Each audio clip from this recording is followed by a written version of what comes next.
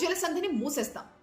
యుద్ధం జరుగుతున్న సమయంలో ఇరాన్ చేసిన ఈ ప్రకటన చాలా దేశాలు ఉలిక్కిపడేలా చేసింది, ముఖ్యంగా ఇండియా.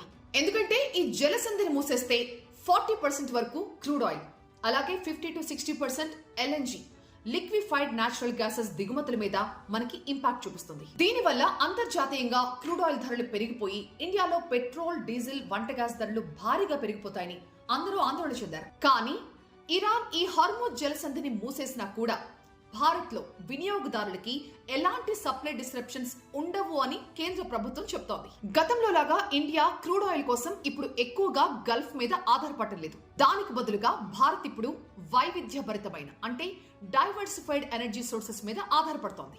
ఇండియా ఇప్పుడు Russia, America, south America, African దేశాలతో పాటుగా దాదాపు 30 దేశాల నుంచి ఈ క్రూడ్ ఆయిల్ ని సేకరిస్తోంది. అందుకే ఇరాన్ ఇప్పుడు ఈ జలసంధిని మూసేసినా కూడా ఒక 40% క్రూడ్ ఆయిల్ దిగుమతుల మీద మాత్రమే దీని ఇంపాక్ట్ ఉంటుంది. భారతదేశం శుద్ధి చేసిన పెట్రోలియం ప్రొడక్ట్స్ అంటే రిఫైన్డ్ పెట్రోలియం ప్రొడక్ట్స్ ని వేరే కంట్రీస్ కి ఎగుమతి చేస్తూ ఉంటుంది. సో మన దేశంలో క్రైసిస్ వస్తే గనక ఈ రిఫైన్డ్ పెట్రోలియం ప్రొడక్ట్స్ ఎగుమతుల మీద కాస్త ఆంక్షలు పడతారు. మన దేశీయ అవసరాలకి వీటిని వాడుకునేలా చేస్తారు.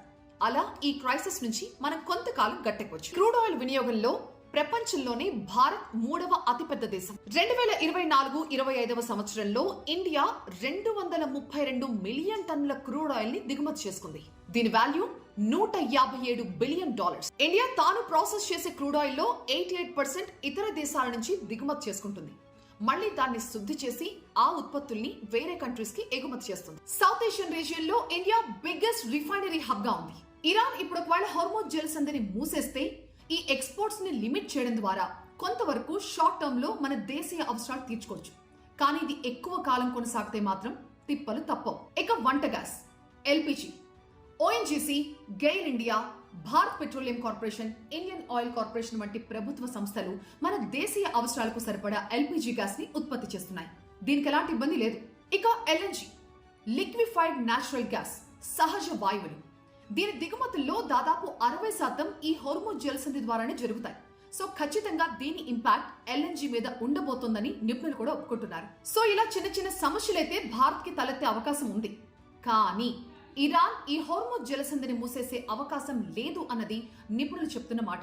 ఎందుకంటే ఇరాన్ ఆ పని చేస్తే దాని మిత్ర దేశాలు అందున చైనాకి దెబ్బ కొట్టే అవకాశం ఎక్కువగా ఉంది. ఒక చైనా మాత్రమే కాదు, Japan, Korea, India, Taiwan, Philippines, Singapore ఈ అన్ని దేశాల మీద కూడా దీని ప్రభావం ఉంటుంది.